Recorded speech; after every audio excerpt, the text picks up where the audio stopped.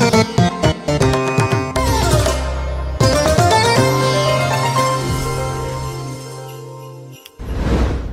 प्यारों, प्रभु यीशु मसीह के नाम से मैं आपको अभिवादन करता हूँ। क्या आप भले चंगे हैं? कितने जल्दी समय बीत जाता। देखिए, अभी लगा नया साल, लेकिन अभी देखिए साल के अंतिम दिन में आ गए। थोड़ा से अपने जिंदगी को आप मोड़ के देखिए, कितनी बातें, कितनी दुख की मुसीबतें, कितने ऐसे हालातों में थी, लेकिन सारे दुख और मुसीबतों में परमेश्वर अद्भुत रीति से अभी तक अगुवाई किया। ये सब के पीछे एक खास कारण रहता। वो सारी बातों को स्मरण करके प्रभु को हमें धन्यवाद देना है। भजन 117 का 2 वचन में, क्योंकि उसकी करुणा हमारे ऊपर प्रबल हुई है और यहोवा की सच्चाई सदा है, यह की स्तुति करो। उसकी अनुग्रह बड़ा है।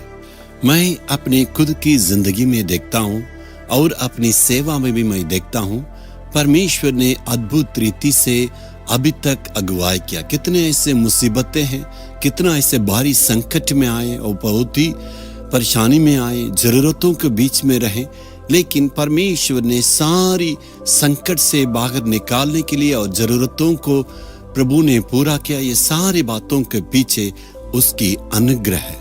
मेरी पवित्रता के कारण नहीं, मेरे बल से नहीं और मेरी धार्मिकता से नहीं, प्रभु की अनुग्रह।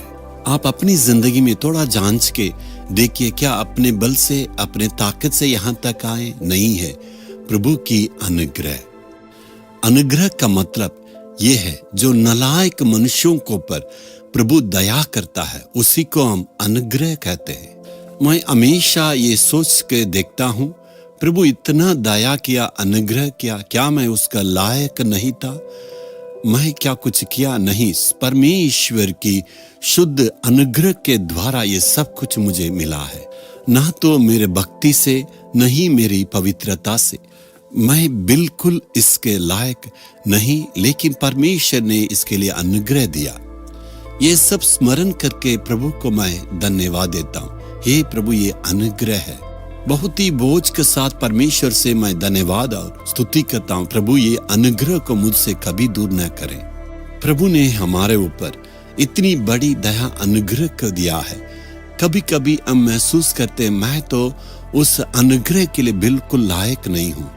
आप ये सोच रहे हैं ना, मैं तो नालायक हूँ, बिल्कुल लायक नहीं है, तो प्रभु मुझ पर कैसे अनुग्रह किया है? सारे लोगों का स्थिति ऐसे ही है। प्रभु ने हमारे ऊपर इतने अनुग्रह को दिया है, उस अनुग्रह को स्मरण करके प्रभु को धन्यवाद दे।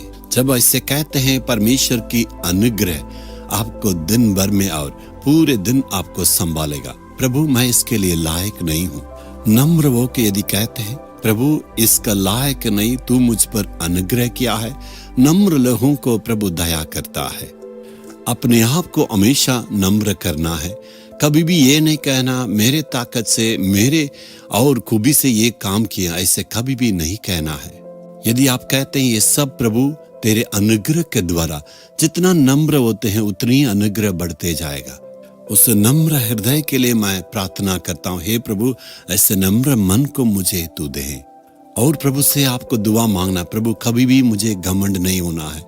तो प्रभु की अनुग्रह प्राप्त करने के लिए हमेशा आप प्रार्थना करें।